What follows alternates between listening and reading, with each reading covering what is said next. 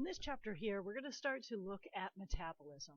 So metabolism is how we transform matter and energy, and it's subject to the laws of thermodynamics. So that's what this chapter is going to spend most of its time on, is looking at the laws of thermodynamics and how they apply to chemical reactions and metabolism. Metabolism is just the sum of all of the chemical reactions in an organism. There are a lot of different chemical reactions that go on in a living cell. So in order to put this in some sort of format that makes sense for us, we look at metabolic pathways, where we're going to begin with a specific molecule, and it's going to be altered in a series of steps to form the product. Each step is going to be catalyzed by a specific enzyme. So rather than looking at random reactions, we're looking at the specific pathway you're going to get to break down, for our example, glucose. Yes, we do consume things other than glucose, but the pathway from glucose is not only just a series of steps, but it's like a series of steps that's the freeway, and there's going to be a lot of other roads that will feed onto the freeway. All of the other nutrients that you would consume are going to join onto this pathway that we look at for glucose. So the catabolic pathways are going to be ones that break things down. When they break things down, they're going to release energy. Your anabolic pathways are going to be ones that need to consume energy in order to build things.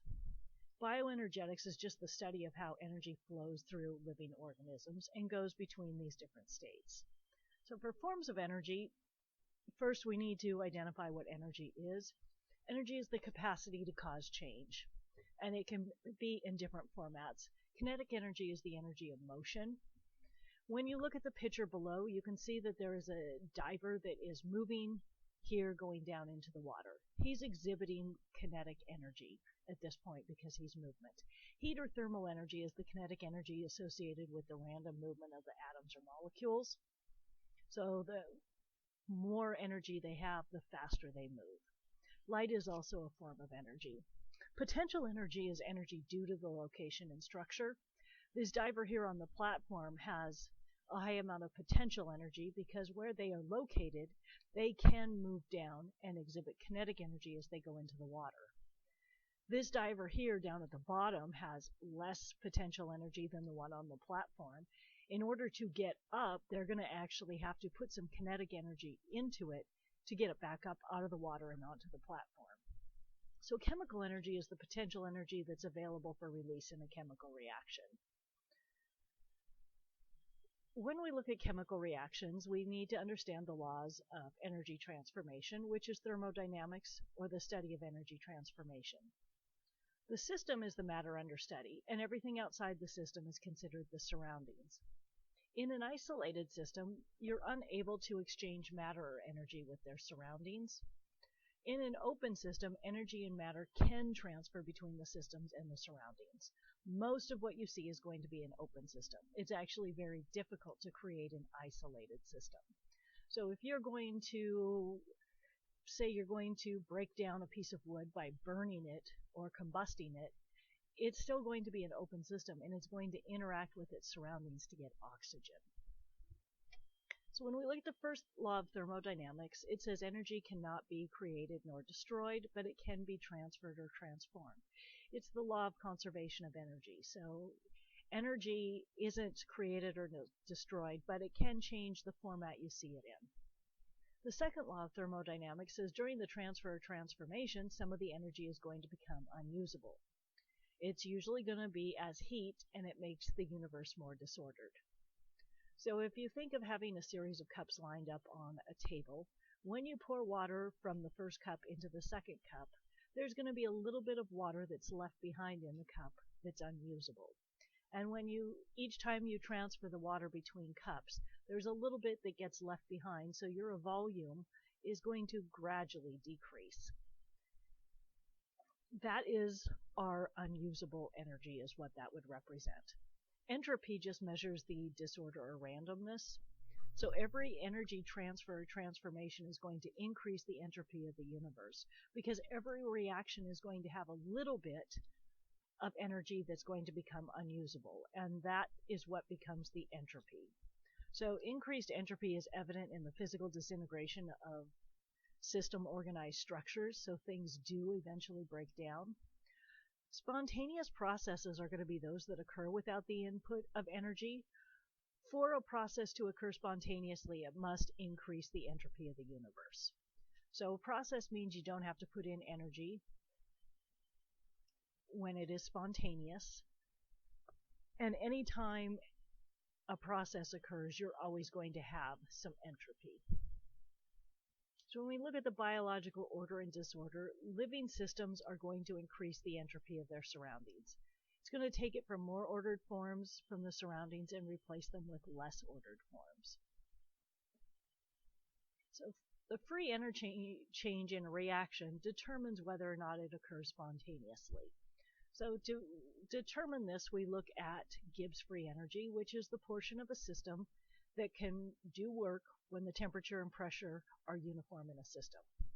So the free energy is going to be delta G, which this little triangle symbol is delta, which stands for a change in the value, is going to be equal the change in a system's enthalpy minus the absolute temperature in Kelvin times the change in the system's entropy.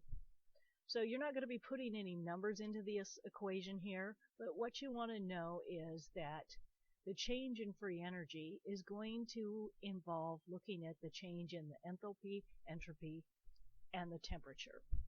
So the delta G must be negative for a process to be spontaneous. So when we look at this, how we're going to get the delta G is you take your free energy at the final state minus the free energy at the initial state. So if your energy at the final state is low and you subtract the high energy that it started from, you're going to get a negative number. Delta G is only negative when the process involves a loss of free energy. So things are going to move to a more stable state with a lower delta G. So as a reaction proceeds towards equilibrium, the free energy mix of the reactants and products decreases. And as it moves away from equilibrium, they're going to increase. So when we look at exergonic reactions, these are going to be ones that proceed with a net release of energy. So they're going to have a negative delta G.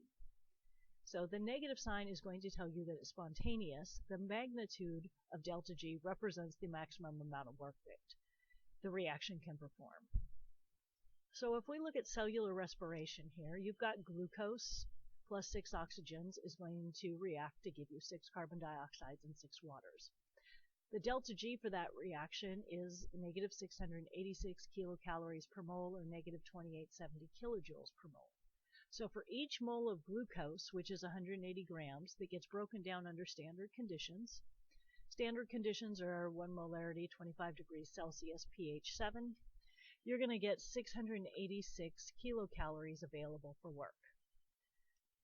So the energy of the products is going to be 686 kilocalories per mole less than the reactants. So here in this diagram with an exergonic reaction, you can see the energy of your reactants at the start. The energy of your products is lower. The difference is the energy that's been released. So the amount of energy released, delta G, is less than 0, or a negative number. In an endergonic reaction, it has to absorb free energy from the surroundings, and it essentially stores the energy in the molecules. So delta G is positive for a non-spontaneous reaction, and energy has to be put in. So in this diagram here, you can see the reactants. Their energy level is very low. The energy level of the products is higher. The difference here is the amount of energy that has to be put in. So delta G is going to be greater than 0. So with equilibrium and metabolism, metabolism is never at equilibrium. When you have a living system, there's going to be a constant flow of materials in and out of the cell, which will prevent that pathway from eventually reaching equilibrium. So the reactions, some of them are constantly going to be pulled in one direction when the cell releases its product. It's never going to have the opportunity to fully build up.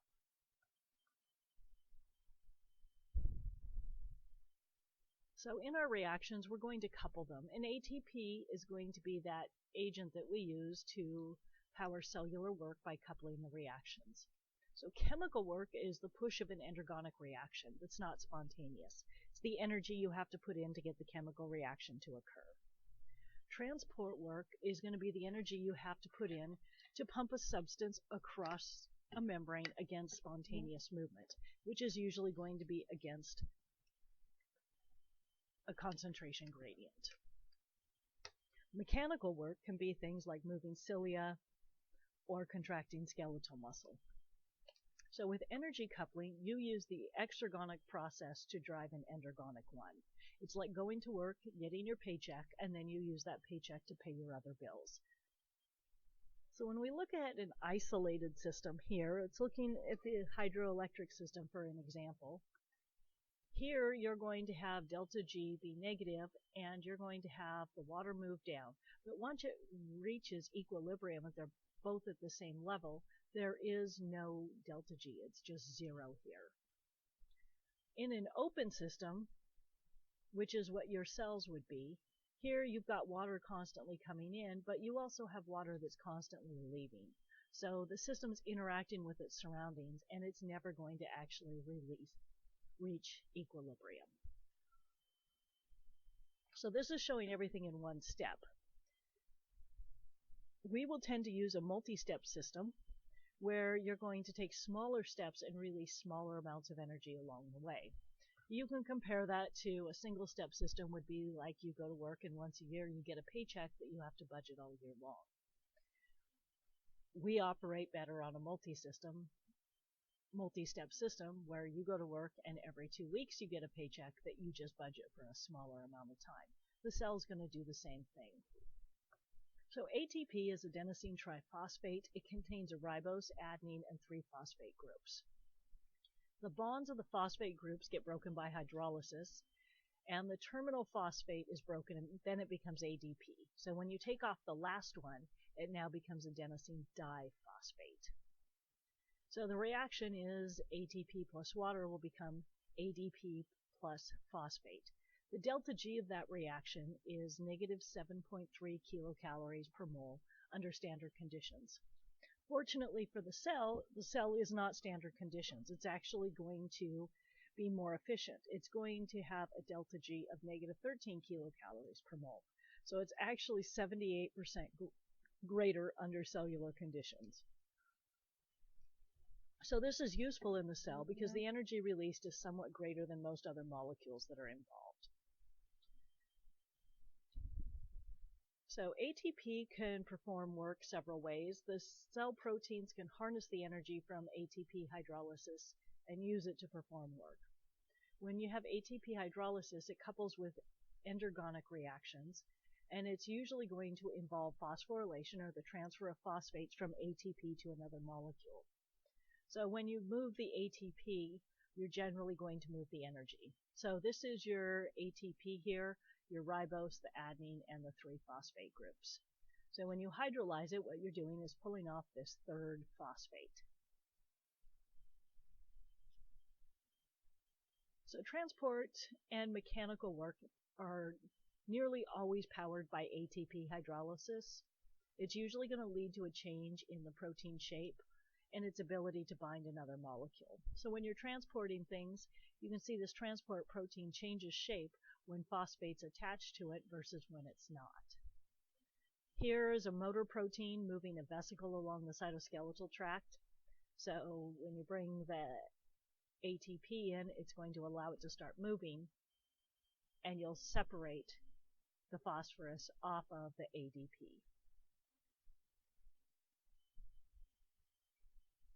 So since this is going to be fueling all of these reactions in our cells, we need to have a way of constantly regenerating the ATP. So just like you always have to use your paycheck and your dollars to pay all your bills, you constantly have to have a way to get more of them.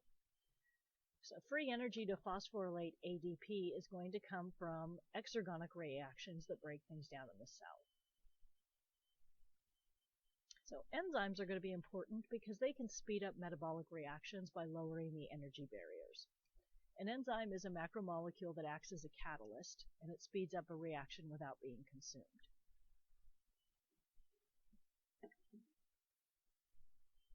So what you've got is this activation energy that is going to be the amount of energy that's required to get the reaction started.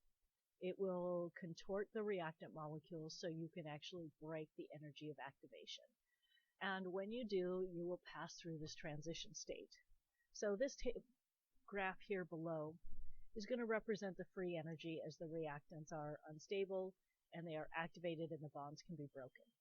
So here you've got your reactants. You have to put some energy into them to get them over this transition state, and then they will still spontaneously form the products. So delta G is still negative here, but energy does have to be put in to get past this transition state.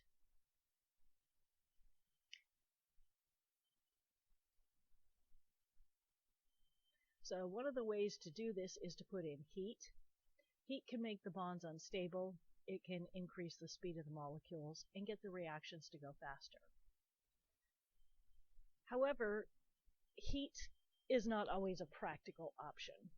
It speeds up all of the reactions, but it also denatures proteins. So that makes it a problem for biological systems. So what an enzyme will do is it's also going to lower the activation energy barrier. The enzyme doesn't actually change the delta G. Delta G is still the same, but what it does is it catalyzes the reaction by lowering that hump of energy that you have to put in to get past things. So here you can see the reactants and the products. Delta G is still negative, but this is the energy hump you have to put in with the enzyme. This is the amount of energy you have to put in without the enzyme. So the enzyme lowers that activation energy and makes it easier to get the reaction started. So enzymes are going to be very specific how they work. The substrate is going to be the reactant that the enzyme acts on, and it is going to bind to the enzyme to make the enzyme substrate complex. So when they're joined, the catalytic action of the enzymes will convert the substrates into their products. Most of the time, enzyme names are going to end in ASE, so it's always easy to tell. If you have sucrase, it breaks down sucrose. Lactase breaks down lactose. Peptidase breaks down peptides. So the active site is going to be the region of the enzyme that actually allows the substrate to bind. So here's an example of an active site. It's usually a pocket or a groove on the surface, and it's going to be very specific, like a lock and key. So once the substrate goes in, we have what we call an induced fit. There's going to be some interactions between the chemical groups that are going to cause the enzyme to change shape just a little bit so that it's going to fit snugly around the substrate. So it's like it hugs the substrate and brings it into a position to help enhance its ability to catalyze things. So the substrate is held in the active site, and the active site catalyzes the conversion to the product. Then the product departs the active site and it's ready to do it again. A single enzyme will act very quickly. It can act on thousands of substrate molecules per second. Most of the time it's going to be reversible, so the same enzyme can catalyze the reactions in forward or reverse. So there's some different ways that enzymes work. One is they can lower the activation energy by bringing the reactants together in the proper orientation. If they're in the proper orientation, it's going to be a lot easier to get that reaction started. It can stretch them into a transition state. So it can help pull them and put a little bit more tension on the system so that that transition state will be passed through a little bit quicker. The active site can provide a microenvironment that's more conducive for the reaction than the solution itself. So that microenvironment might be more acidic, more basic. And then it can directly participate with the active site, where it will briefly covalent bond between the substrate and the R group, but it will take subsequent steps to restore the active site immediately afterwards.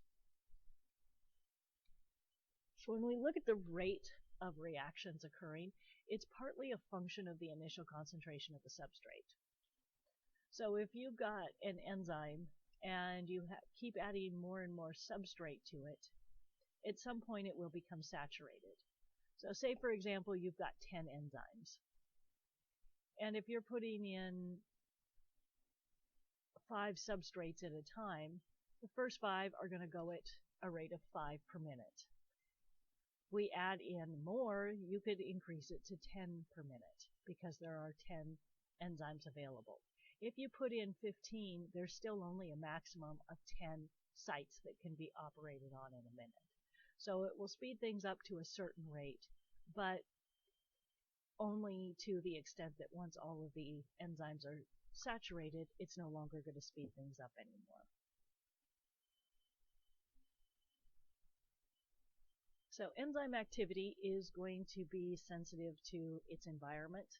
So the temperature and pH in particular. They're proteins with three-dimensional structures, so they're sensitive to their environment. Each is going to have an optimal condition that favors the most active shape, and the rate increases up to an optimal temperature, and then it will drop down very rapidly. So we look here for human enzymes. The optimal temperature for this particular enzyme that we're looking at is going to be 37 degrees Celsius. In the heat-tolerant bacteria, they like warmer conditions. The optimal temperature for them is going to be 77 degrees Celsius. If they are under human conditions, it's not even going to be warm enough for their enzymes to work. If we look at pH here, you've got an optimal enzyme for pepsin in the stomach, which is about pH 2. You have an optimal enzyme for trypsin in the intestine, which is about pH 8. If you switch their location, the rate of reaction you can see if you were to take the pepsin and increase it up to pH 5, it's no longer going to be active. So our cofactors are non-protein helpers for the catalytic activity. So cofactors, these can be some inorganic molecules like metals or minerals. Coenzymes are going to be your organic cofactors. Vitamins can act as coenzymes or materials to make them. So a lot of times people will take B vitamins and say they feel like they have more energy. It's not that the B vitamins themselves are giving them energy. They don't hold energy in their bonds that gets broken down. Instead, what they're going to do is act as coenzymes for breaking down things in your normal metabolic cycle. So is more better? Not necessarily. Once you have all of the enzymes activated with coenzymes, taking an additional coenzyme is not going to do anything to help the reactions occur faster. So enzymes can be inhibited. We can have competitive inhibitors that are going to mimic the substrate. They compete for the same active site. So with this, you can actually overcome this by increasing the concentration of the substrate. So if you've got 10 active sites and you put in 10 units of substrate and 10 units of inhibitor, they each have a 50-50 chance. However, if you increase the concentration of the substrate, now it's up to 100 of the substrate and 10 of the inhibitor, it's going to be much more likely that the substrate's going to be what encounters the enzyme. With the non-competitive inhibitors, they're going to bind the enzyme in a site other than the active site. This alters the shape of the enzyme, so even if it does bind the substrate, it's going to have limited function and not work. So if you have a non-competitive inhibitor, adding more of the substrate is not going to help. When we look at toxins and poisons, these are often irreversible enzyme inhibitors. So one example is sarin nerve gas. Another are pesticides like DDT and parathion. A lot of antibiotics would also fall in this category.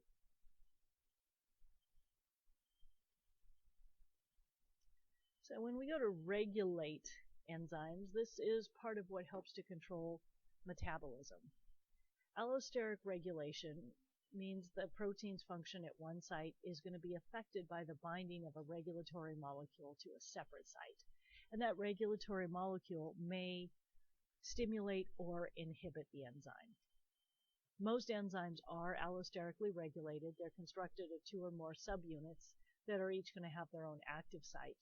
So binding of an activator to a regulatory site, or the allosteric site, stabilizes it in the active functional shapes, where binding can occur of an inhibitor and it stabilizes the inactive form.